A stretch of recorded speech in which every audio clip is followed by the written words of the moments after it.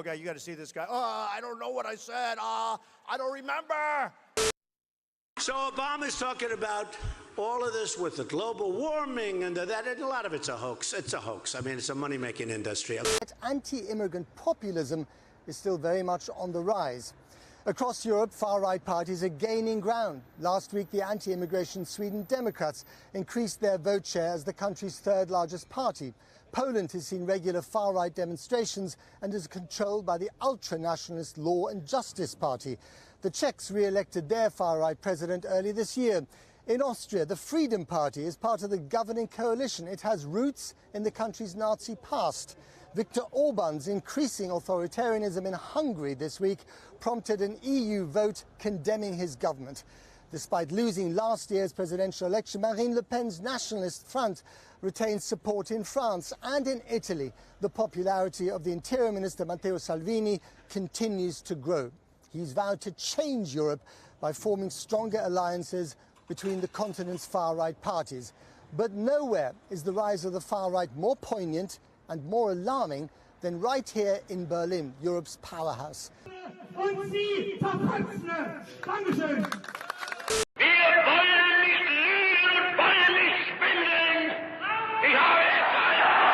Zu Adolf Hitler. Politiker des, wie gesagt, des 20. Jahrhunderts. Ne? Was soll ich dazu sagen? Ich persönlich kenne ja nicht. Ne?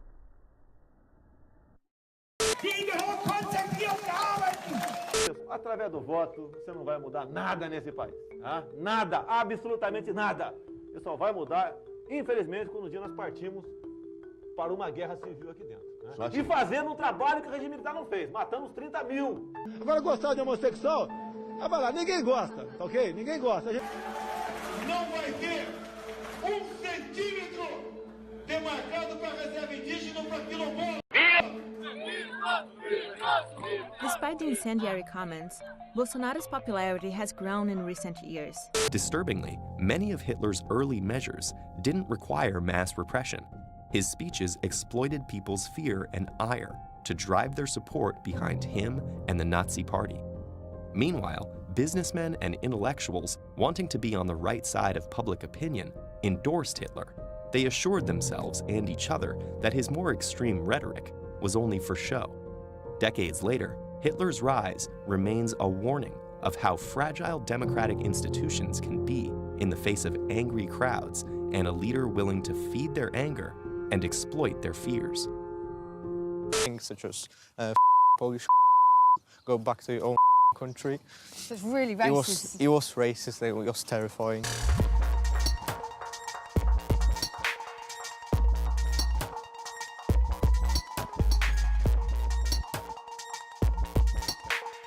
First started coming over here, like the odd one here and there, it weren't a problem. And then all of a sudden, now as English people, we are the minority where we live. You know, and that ain't right. What kind of thing do you say to people you believe are immigrants? What are you looking at, you black? So straight up, a racist comment?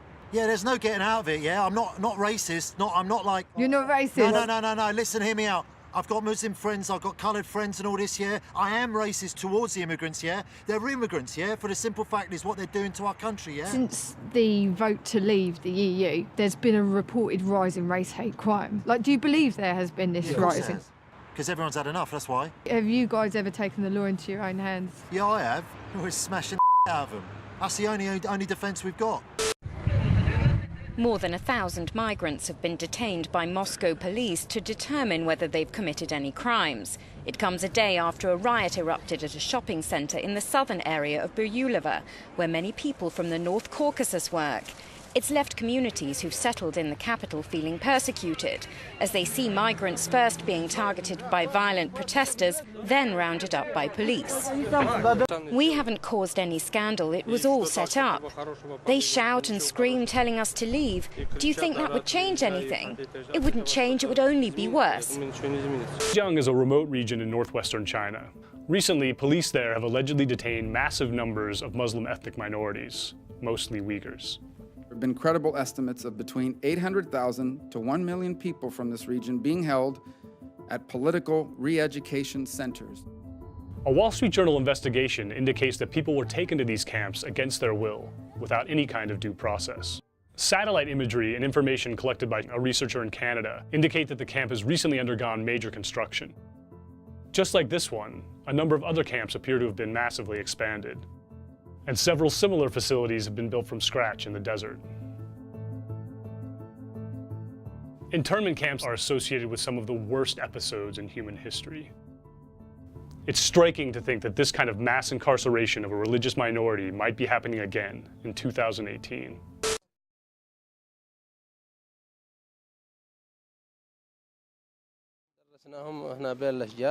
The director of this boys' school wants an international investigation into why children's education centres are being attacked. This is a big crime, a war crime, because this is an educational area with no weapons. They are affecting education. They want to stop students learning. The boys' school was hit 11 times. The 2 deep pockmarks in the earth are where 2 of the bombs landed. When the boys were moved to the nearby girls' school, that was attacked too. Could British weapons have been used by the Saudis to bomb civilian targets? The Yemenis believe so. First we thought Britain was a friend, but now we feel the British government are criminals because of what's happening here. They're committing crimes, killing children and pregnant women. Yemen bomb disposal teams can't keep pace with the air onslaught, and British bombs keep on turning up. It's from UK, he says.